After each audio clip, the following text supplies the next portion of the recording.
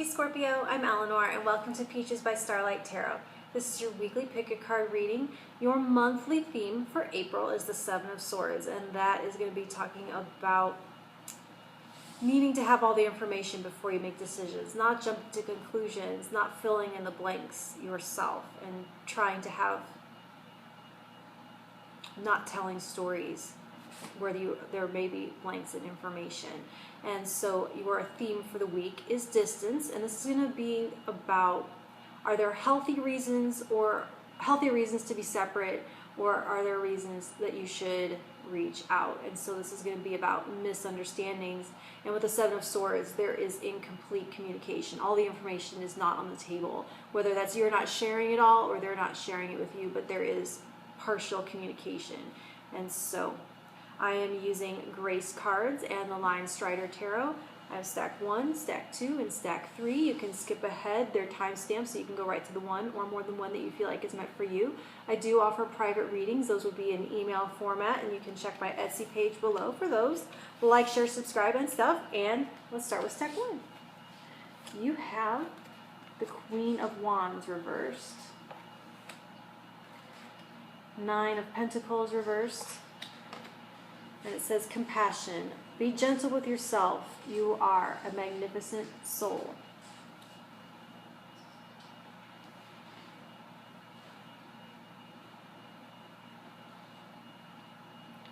With the Queen of Wands reversed, I'm picking up a lot of resentment, possibly jealousy, as well as passive aggression, maybe.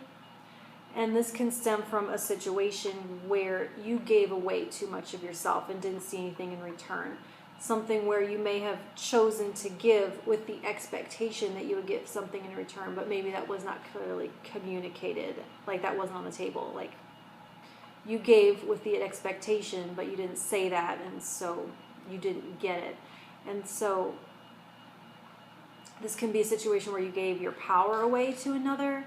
It can be a situation where you put your happiness in someone else's hands, or where you sacrificed your own happiness because you thought it would benefit someone else. You thought it was the right thing to do, to put your happiness on hold for someone else's to go first. Like it seems they always want the good girl to do in the soap operas, which is such a toxic thing. I've started to realize since I was raised on them how that gets taught to us. So to be the best partner that you can be, your priority does have to be your self-care. That in a situation of true love and connection with another person, that allows for you to take care of yourself first, knowing that by doing so it is for the relationship, that it isn't selfish, that if you don't, it can be damaging to the relationship. There's an article, I might, if I can remember, to share it below, but it's about the 6th love language is space, which seems counterintuitive, but if you read the article, it actually makes a lot of sense. And so you have to be able to, with the Seven of Swords, be able to discern, be able to isolate what it is you need for self-care from what it is that makes other people happy. Because there's been a time in my life where my version of self-care, my idea of taking care of myself, was making sure no one was mad at me. And that's not true self-care. That's not putting yourself first. And so you kind of think that you are taking care of yourself and doing what's best with yourself by making everyone else happy. And that is the wrong order. That's the wrong way to think about it. And so to make sure that you're able to discern if that thinking, that out of order thinking is happening. Stack 2, you have the Hierophant in reverse, Page of Pentacles in reverse. And it says act. Charge forward. When we combine action with unwavering faith, the power of grace will meet our needs. All right.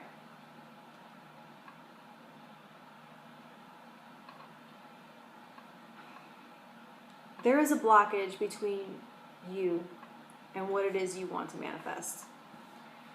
With act and reverse Hierophant and distance, I'm feeling like you need to re-examine your role in a structure, in a hierarchy. Have you given someone else authority over you and your decision making? And is it time to distance yourself from that?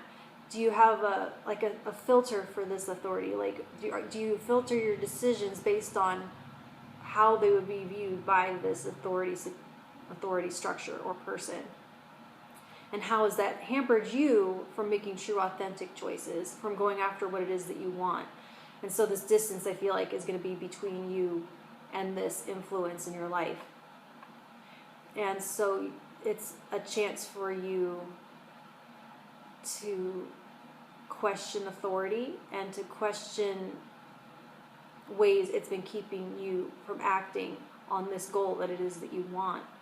And you will, with the Seven of Swords, there is a sense of having to face a certain reality. And when you do get this clarity on this reality, having to stand up to it when the time comes. Stack 3, you have reverse Page of Cups,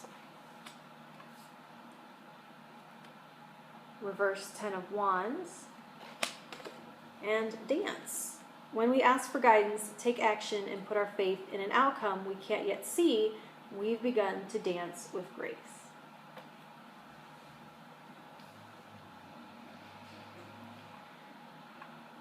This is showing you having turned to distraction through saying yes to too many things, to taking on too many commitments, taking on too many burdens. And so this distance, it almost looks like the distance is between you and reality. And it's, if it is another person, it is suggesting that it may be smart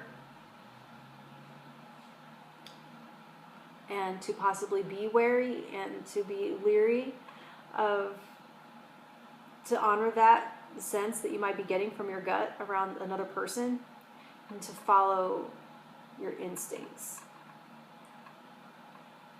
This is a reminder, this whole month, your theme is to not be taking people or situations at face value, for sure. So go ahead and put down those burdens, say no, clear your space and clear your energy, and come back to earth and come back to reality and come back to whatever it is that you're trying not to face, and be willing to sit with the unknown and be willing to trust this, not trust the situation, but trust yourself and trust the divine to guide you in that situation. And this dance, when it comes to all this energy, it reminds me of that Pussifer song, Sour Grapes. I don't remember the full lyric, but it's about, blessed are those who look up and sway with the wind, and look down and dance with the shifting of the soil. Something like that. But it's about the ability to be fluid and to move with the changing situation around you, and to be fluid and be agile. So that's what I have for you, Scorpio. I'll talk to you in a week. Thank you.